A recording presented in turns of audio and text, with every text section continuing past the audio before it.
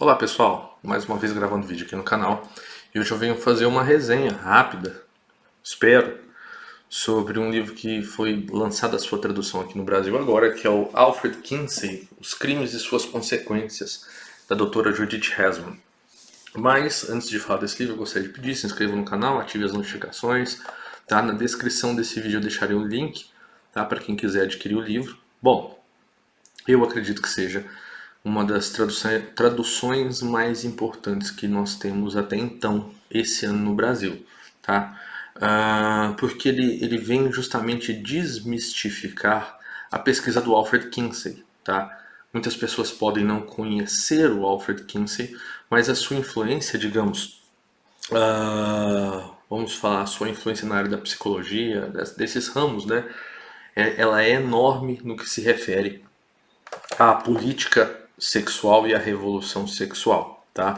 A sua pesquisa realizada em meados do século XX, ali década de 50, ela influenciou, ela tinha, né, o objetivo, digamos assim, de ser científica, mas de científica ela não teve nada, tá?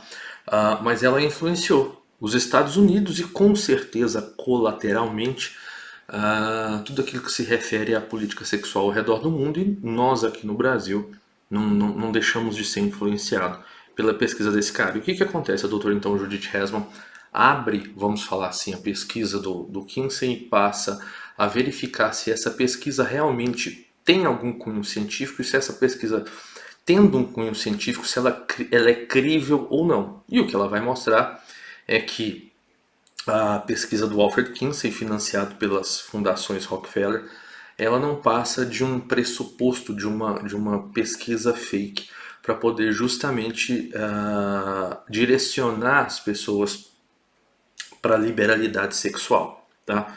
Bom, mas antes de falar sobre os capítulos desse livro, a doutora Judith Herzmann, no início, ela faz uma pequena biografia, porque ela vai falar por que ela chegou nesse tema. Porque a sua filha, na época, se não me falha a memória, com 10 anos de idade, ela sofre um quadro de abuso, tá? E aqui eu gostaria que vocês observassem bem a linguagem que eu uso, que eu vou tentar ser bem sutil para evitar qualquer problema relacionado a políticas do YouTube, da internet, porque eu acredito também que em pouco tempo nós não poderemos mais falar sobre esses assuntos. É um dos motivos pelos quais eu acredito que comprar esse livro é indispensável para quem quer se aprofundar ali nesse tema e ver o quão que na verdade de ciência não tem nada. Né? Vamos falar assim que a pesquisa do Kinsey, não só do Kinsey, vamos dizer assim, há vários autores que apontam para esse lado, né? Por exemplo, o escritor do Eros e a Civilização, Marcuse, né? O Reich também. Só que o que acontece é que a pesquisa do Kinsey ela dá um fundamento, digamos, que naquela época era considerado científico, né?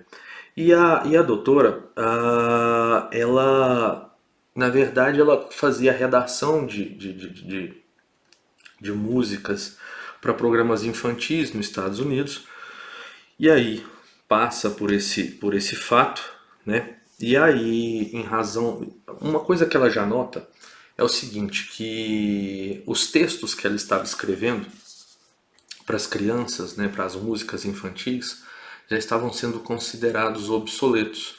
Né? Os produtores do local onde ela trabalhava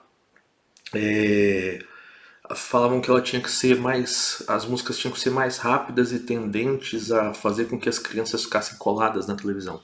Ela já começa a perceber, né, o nome do programa era Captain. Então ela vai falar assim, um dia Jim me chamou ao seu escritório. Com relutância, mostrou-me uma impressão de computador.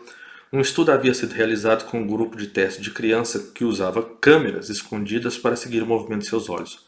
Jim mais uma vez me assegurou que adorava minha música reflexiva, mas os anunciantes queriam os olhos das crianças fixos na tela, sem mães para controlar o sintetizador. As que assistiam às TVs sozinhas frequentemente mudavam do Captain para desenhos animados.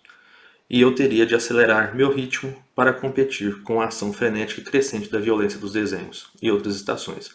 Jim e Bob Kishner, o Captain, a Jim e Bob Kishner, o Captain, isso doía, mas achavam que não tinham escolha, tá?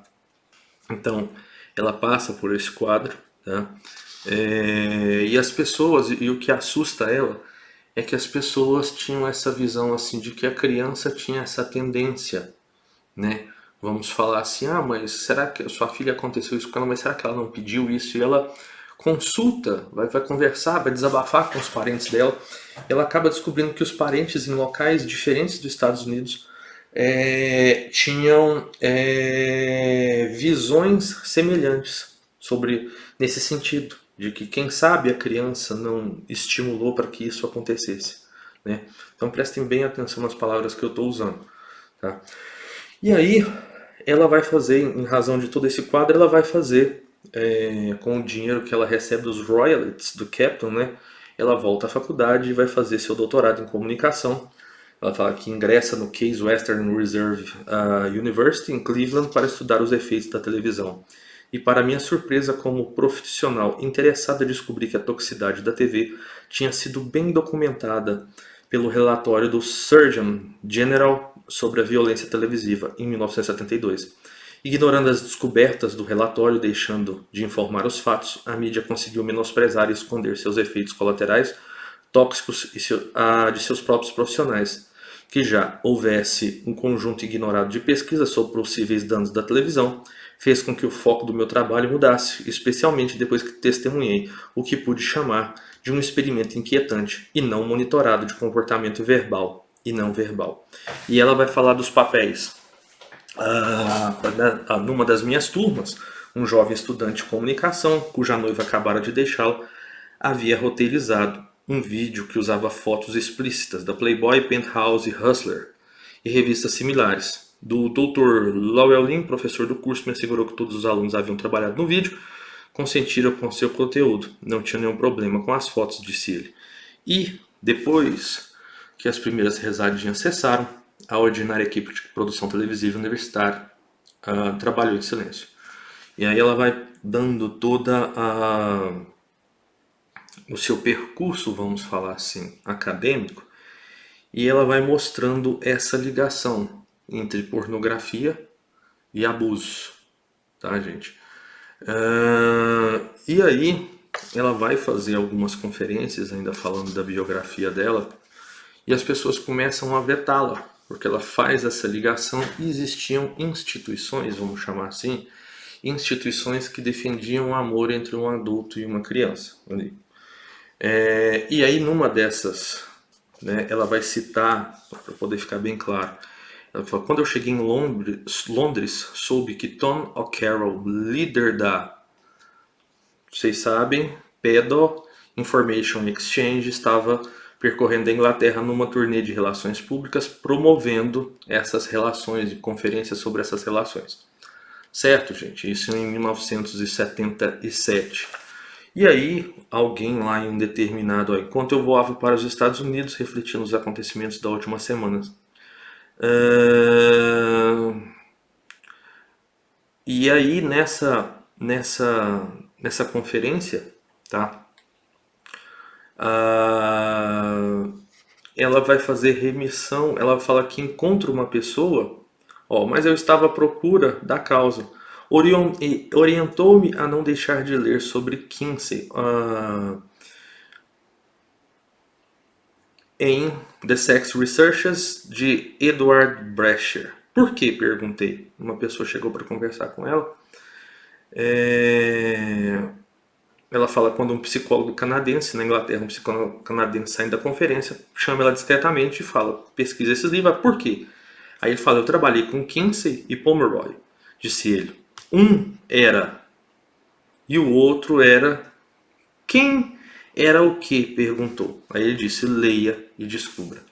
Então, a partir disso, ela começa então a fazer pesquisas e descobrir toda a falsidade que existia por trás da pesquisa dita científica promovida por Alfred Kinsey e a sua equipe, que tinha base na Universidade de Indiana, tá? E aí ela começa a descobrir toda a farsa que fundamentou isso, tá, gente? Então ela também, no capítulo 2, ela vai fazer, no capítulo 1, na verdade, tá? Ela vai fazer uma pequena biografia sobre o Kinsey, sobre o seu casamento, tá? Gente, são tantas informações que não dá para... Tem páginas que eu risco quase todas e faço observações e é até meio desconfortável, tá, gente, ler esse tipo de obra. Mas, mais alguns exemplos aqui, tá, de anotações, enfim. Mas aí ela vai começar a mostrar como essas pesquisas, então ela já vem de um histórico que ela trabalhava na televisão e vê as pessoas preocupadas em fomentar o consumo irrestrito de violência, tá? Essas revistas que surgem, inclusive o criador da Playboy, o Hefner, vai dizer que o ideólogo é o Kinsey e ele é que põe a coisa para poder ser, vamos falar assim, ele é o panfletário. O próprio Hefner se considerava um panfletário do Kinsey, tá? E aí esse livro começa a mostrar que não só o que próprio Kinsey, quando ele lança alguns livros, o primeiro que fala do comportamento sexual masculino, ele não tinha um estatístico, tá? Ele contrata alguém que não entendia nada de estatística e no momento a própria fundação que estava contratando ele fala que ele não tinha um estatístico. Então, esse livro ele vai mostrar o tanto a falsidade dos depoimentos, a conduta das pessoas utilizadas para poder dar um cunho científico, como aquelas pessoas que discordavam e criticavam a pesquisa do Kinsey, eles eram esmagados justamente por causa da influência, vamos falar assim, acadêmica, tá, do Kinsey. Não bastasse isso, ela vai mostrar os locais, porque assim, essa ideia de que o pai é um potencial abusador, etc. e tudo mais, vem desse tipo de pesquisa, tá? Mas eles esquecem de falar que as fontes que eles usavam foram presidiários, criminosos sexuais, tá? Então o Kinsey demorou aproximadamente 50 anos para que alguém então desmascarasse todas essas pesquisas, e por isso a importância desse livro, porque ela vai mostrar as estatísticas, as tabelas, as pessoas, ela entrevista as pessoas que trabalharam junto com o Kinsey, e a parte mais pesada, pelo menos para mim, do livro é o momento que ele vai falar, fala de relações entre seres humanos e animais. O próprio Kinsey vai dizer, e a sua pesquisa em geral vai falar que influenciavam que abusos infantis não causavam traumas, né? Gente, é bem... tá? Inclusive aqui, acabei de abrir na página 190 dessa edição. Vai dizer, com muita insensibilidade, Kinsey afirmou ter descoberto que o abuso tal de meninas era inofensivo, que mulheres adultas nunca ficavam traumatizadas por essa questão quando acontecia na infância. Aí ele vai falar, ele afirmou, temos apenas um caso inequívoco de lesão grave causada à criança, em alguns poucos sangramento, que todavia não parecem ter causado dano apreciável. Gente, esse livro é extremamente bem documentado, tá? Sobre isso, as planilhas, as tabelas, as estatísticas, a citação de outros estatísticos que refutaram, tá? Os números lançados pelo Kinsey, a sua omissão de devidas faixas etárias, a inclusão de abusadores, tá? Tem outras partes aqui que é preferível não citar, tá? Para que meu livro não, para que meu vídeo não seja excluído, tá? E aí tem o caso daquelas pessoas que acreditam que praticaram atos de crime contra crianças, tá?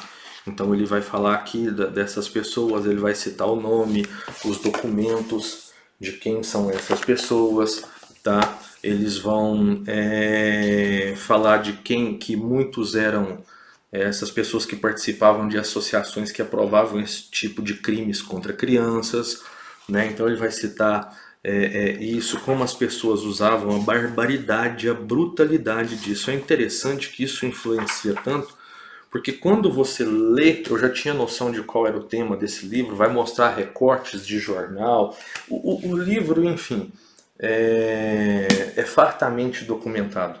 E aí vocês vão ver o que acontece hoje naqueles casos dos rappers, né, do rapper lá, né, essas suspeitas,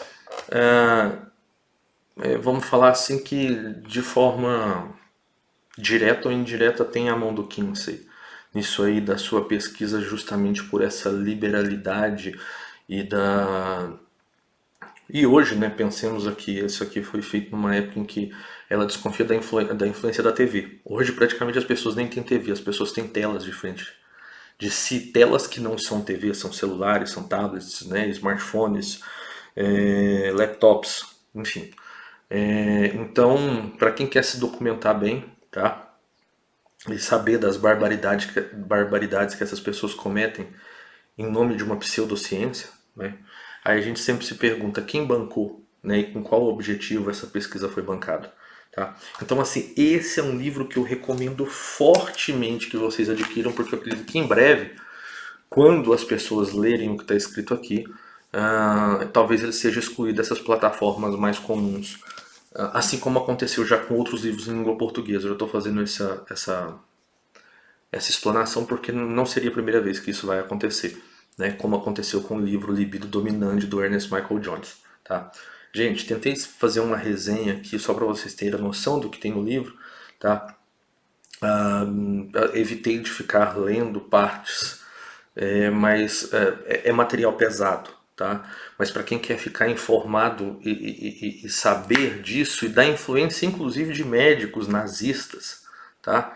Utilizados aí nessas e da própria influência de Berlim, porque inicialmente essa revolução sexual deveria ser feita por um médico de Berlim e eles acham Kinsey, né? Porque o Kinsey tinha uma postura de pessoa irretocável. Bom, enfim, espero que vocês tenham gostado. Um abraço e até a próxima.